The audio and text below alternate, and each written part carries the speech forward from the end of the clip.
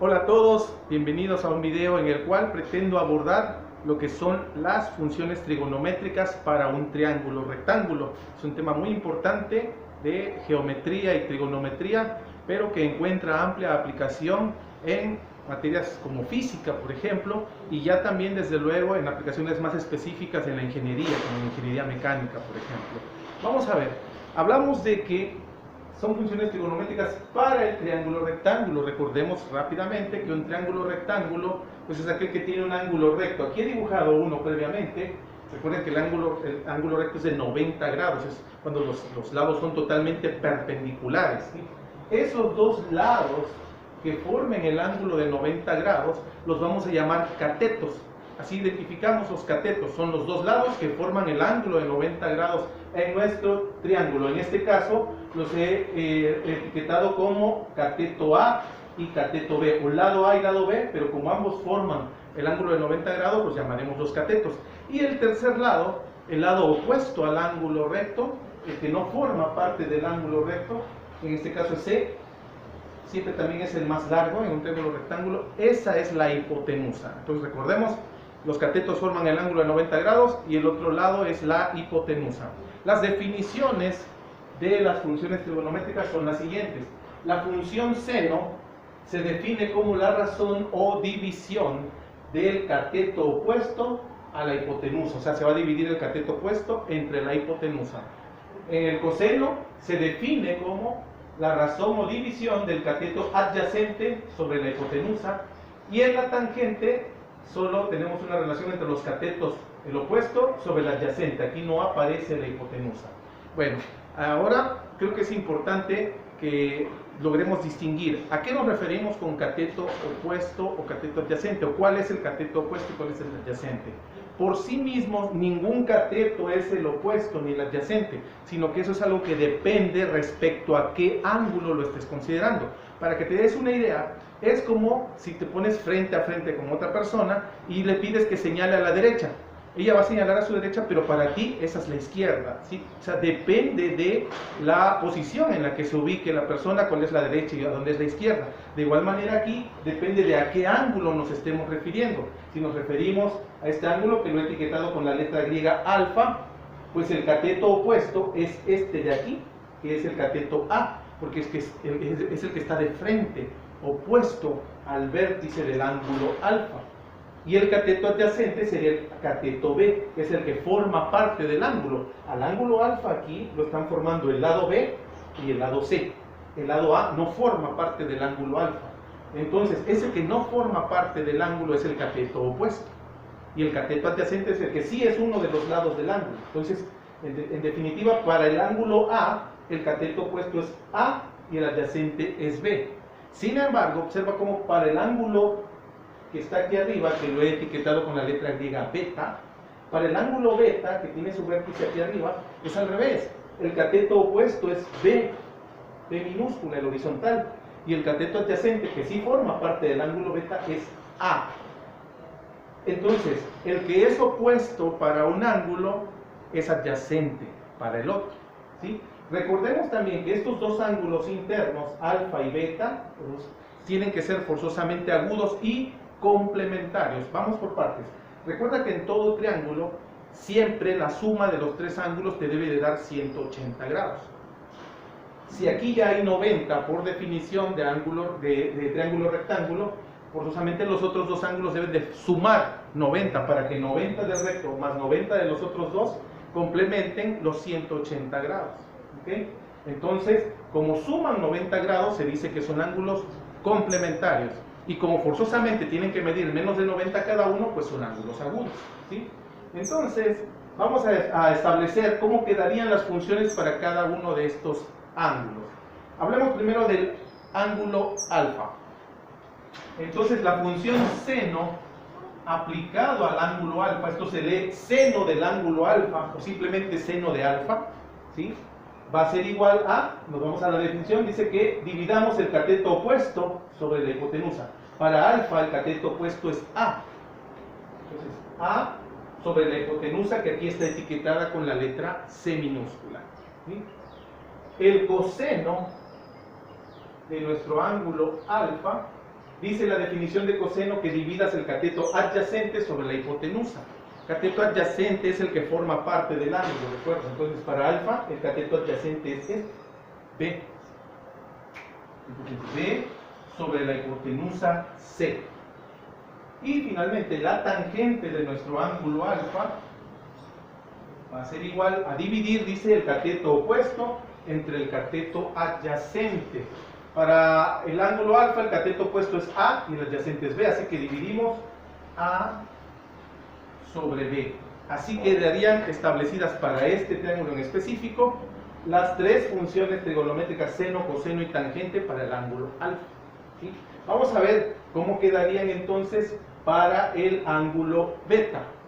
Para el ángulo beta, la función seno sería seno del ángulo beta, o simplemente seno de beta es cateto opuesto a beta, que es B, sobre la hipotenusa. B sobre C. Ahora, el coseno de nuestro ángulo beta. Coseno de beta.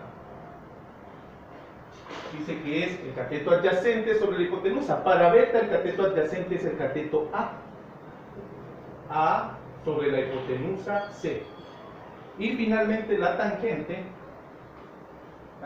del ángulo beta es el cateto opuesto entre el cateto adyacente.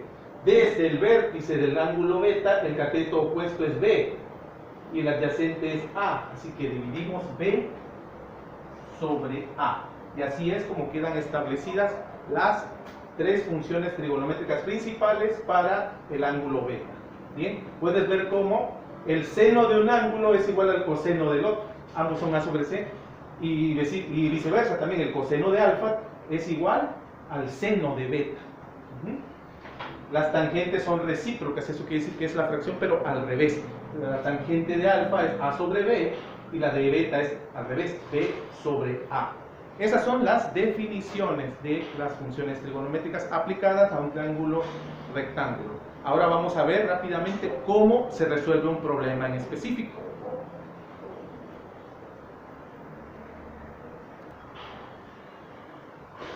Bueno, para mostrar un ejemplo he modificado un poquito nuestro triángulo y le he dado dos datos ya. Aquí nos van a dar generalmente, aparte obviamente del ángulo de 90 grados que siempre vamos a conocer, nos tienen que dar dos datos adicionales. Por ejemplo, aquí nos están dando la medida de uno de los ángulos agudos, que es de 40 grados, y la medida de uno de los catetos, en este caso me está diciendo que vale 25 centímetros. Con esa información y utilizando las funciones trigonométricas, tenemos que ser capaces de encontrar la información que falta, que es cuánto mide la hipotenusa, cuánto mide el cateto B y cuánto mide el ángulo beta. Bueno, vamos por lo más sencillo, que es encontrar la medida del ángulo beta. Porque recuerda que la suma de los ángulos agudos tiene que ser 90 grados, para que sumados a los 90 del ángulo recto complementen los 180 que debe de tener todo triángulo. Entonces, esto lo puedo resolver así: 40 grados que tengo por acá más el ángulo beta, que tienen que complementar 90 grados. Establezco esa pequeña ecuación. Por lo tanto, mediante un sencillo despeje, estos 40 grados pasan restando. Yo obtengo que beta es igual a 90 grados menos 40 grados. Esto es, beta debe valer 50 grados forzosamente en una situación como esta. ¿Sí? Y con eso ya encontré que aquí hay 50 grados. ¿Okay? Bueno, ahora para encontrar el cateto B y la hipotenusa C puedo aplicar una función trigonométrica. Lo voy a aplicar sobre el ángulo de 40 grados. Puedo también aplicarla sobre el de 50, no hay ningún problema. Voy a empezar con el de 40 grados. Voy a aplicar la función seno a ver si es aplicable. Seno de 40 grados, este ángulo. Recuerda que el seno es dividir el cateto opuesto entre la hipotenusa. Para el ángulo de 40 grados, el cateto opuesto es este, el de 25 centímetros que me están dando. Y eso lo divido entre la hipotenusa C, que no conozco. Bien, esa pequeña ecuación que he formado con la definición de seno, sí me es útil porque me presenta solo una incógnita. Solamente tiene un valor desconocido que es C. Entonces lo único que tengo que hacer es despejar esa C. Vamos a usar aquí la calculadora porque necesito saber cuánto vale el seno de 40. Pero antes veamos sencillo esto. Si lo despejo, como en ecuaciones, C está dividiendo, recuerda que pasa multiplicando. En un momento es como si tuviera C multiplicado por el seno de 40 grados. Ojo, el seno de 40 grados es un número, y eso es igual a 25 centímetros que estaban aquí. Mira, C estaba dividiendo, solo pasó multiplicando. Y luego este seno de 40 pasaría dividiendo para que C quede solo en el primer miembro de esta igualdad. Aquí tiene esos 25 centímetros y C queda en el primer miembro, y el seno de 40 que está multiplicándose con C pasaría dividiendo. Seno de 40 grados. Bueno, ponemos igual, 25 centímetros entre, y vamos a ver cuánto es el seno de 40 grados, ¿sí? Puedes checarlo en la calculadora científica, ¿sí? Existen también tablas trigonométricas, pero esas pues ya están un poco anticuado su uso. Aún así, si tienes acceso a una de ellas, pues puedes corroborarlo. Lo de hoy es usar la función, voy a encenderla aquí, y oprimiré donde dice sin, se refiere a la función seno, sin o sinus en inglés, ¿verdad? Entonces oprimo seno y le pongo 40. Es importante que la calculadora esté configurada en grados, ¿verdad? Que es la opción DEC. Acuérdate que la calculadora tiene la opción DEC, la opción rad y la opción gra. Muchos se confunden y ponen gra porque se parece a grados, ¿verdad? Pero eso es un error, ya que eso se refiere a gradianes y esos no los usamos. Siempre configura tu calculadora en DEC. Esos son los grados. Entonces, seno de 40 me da igual a ver, ahí aparece el valor 0.642, a 3 decimales, lo voy a redondear.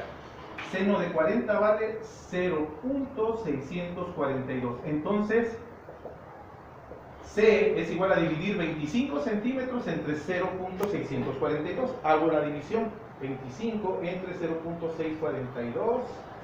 Y obtengo 38.94 centímetros. He encontrado la medida de la hipotenusa. ¿Sí? En ese triángulo, con esas condiciones que me dieron, la hipotenusa debe medir 38.4 centímetros. ¿Sí? Voy a ajustar un poquito la cámara. Ahí está. ¿Sí? 38.94, casi 39 centímetros es lo que debe de medir la hipotenusa. Y ahora solamente me falta conocer el cateto B. Vamos a ver qué pasa con el cateto B.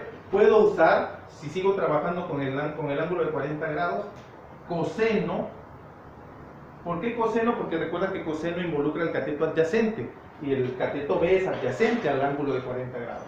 Entonces, coseno de 40 grados, dice la definición, cateto adyacente, que es B, sobre la hipotenusa, que ya la conozco, la acabo de calcular, y es 38.94 centímetros, ¿ok?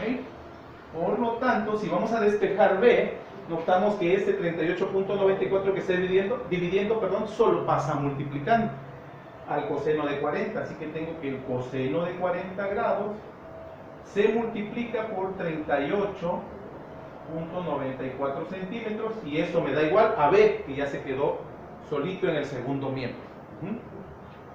Y entonces hago esta multiplicación. ¿Cuánto vale el coseno de 40? Otra vez usamos la calculadora, buscamos la opción cos de coseno.